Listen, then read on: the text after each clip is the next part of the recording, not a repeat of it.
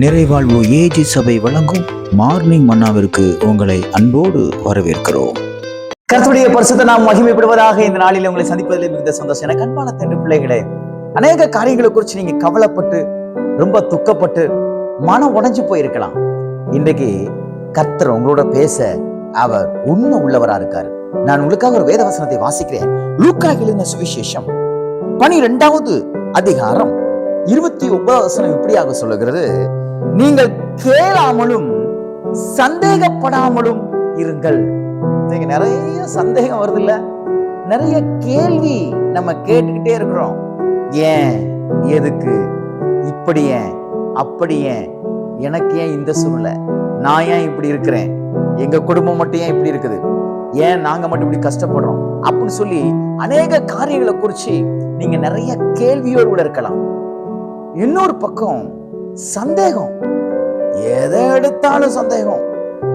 சின்ன ஜுரம் வந்துடக்கூடாது, அது அந்த ஜுரமா இருக்குமோ, இந்த ஜுரமா இருக்குமோ, சின்ன ஒரு கட்டி வந்துடக்கூடாது, இது கேன்சர் கட்டியா இருக்குமோ, அது அப்படி கட்டியா இருக்குமோ, இப்படி கட்டியா இருக்குமோ.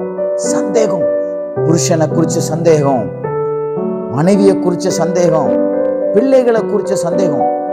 இருக்கணும், கவனம் இருக்கணும், ஆனா சந்தேகப்படக்கூடாது.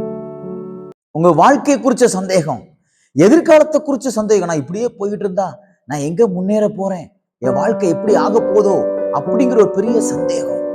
இன்னைக்கு கர்த்தர் உங்க கூட பேசுறாரு. நீங்க எதையும் குறிச்சு கேள்வி கேட்காம சந்தேகப்படாம இருக்கணும்னு கர்த்தர் விரும்புறாரு. ஏன்னா உங்களுக்கு என்ன தேவை, எப்ப தேவை, எப்ப எதை கொடுத்தா உங்களுக்கு அது சூட்டபிளா இருக்கும், அது சரியான நேரமா இருக்குங்கிறது அவருக்கு தெரியும். எனக்கு அது இல்லை, இது இல்லை, ஏன் எனக்கு அது இல்லை, எனக்கு ஏன் அது கிடைக்க மாட்டேங்குது, அவங்களுக்கு மட்டும் கிடைக்குது, நான் மட்டும் ஏன் இப்படி இருக்கேன். நோ நோ, கர்த்தர் உங்களை இன்னைக்கு வரைக்கும் அவர் ஜீவனோட வச்சிருக்கிறாருன்னா உங்களை ஒன்றுமில்லாம பண்ணுவதற்காக கிடையாது. உங்களுக்கு சொன்ன ஒவ்வொன்றையும் கொடுப்பதற்காகவும் எல்லாவற்றையும் செய்வதற்காக சரியான நேரத்துல நடக்கும். திருமண காரியம் சரியான நேரத்துல நடக்கும், சரியான நேரத்துல வேலை கிடைக்கும். எனக்கு வேலை கிடைக்க மாட்டேங்குது, நான் எவ்வளோ எக்ஸாம் எழுதுறேன், எவ்வளோ ட்ரை பண்றேன், ஏன் கர்த்தர் எனக்கு மட்டும் இந்த வேலையை கொடுக்க மாட்டேங்காரு, எனக்கு கூட படிச்சவங்க நல்ல வேலையில இருக்காங்க. சந்தேகம் சந்தேகம் சந்தேகம், அநேக சந்தேகங்கள்.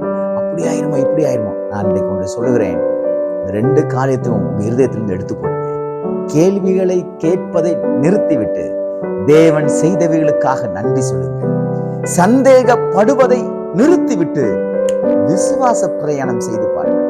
விசுவாசத்தோடு ஜெபித்து பாருங்கள், விசுவாசத்தோட முயற்சி செய்து பாருங்கள். நான் சொல்லுகிறேன், நீங்கள் வேண்டிக் கொள்ளதும் நீங்கள் வேண்டிக் கொள்ளாததையும் உங்கள் ஜெபத்துக்கும் மிஞ்சின காரியத்தை தேவன் உங்கள் வாழ்க்கையிலே அற்புதங்களை செய்வார். விசுவாசிக்கிறீங்களா?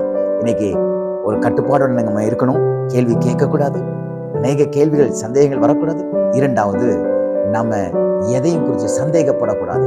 இன்னைக்கு நம்ம கேள்வி கேட்காம சந்தேகப்படாம இருந்து கொண்டு ஆண்டுடைய கருத்திலிருந்து அநேக அற்புதங்களை இன்னைக்கு கர்த்தர் பெற்றுக்கொள்ள உதவி செய்வாராக. இந்த நாள் உங்களுக்கு அற்புதங்களை பெற்றுக்கொள்கிற நாளாக தேவன் மாற்றி கொடுப்பாராக. God bless you.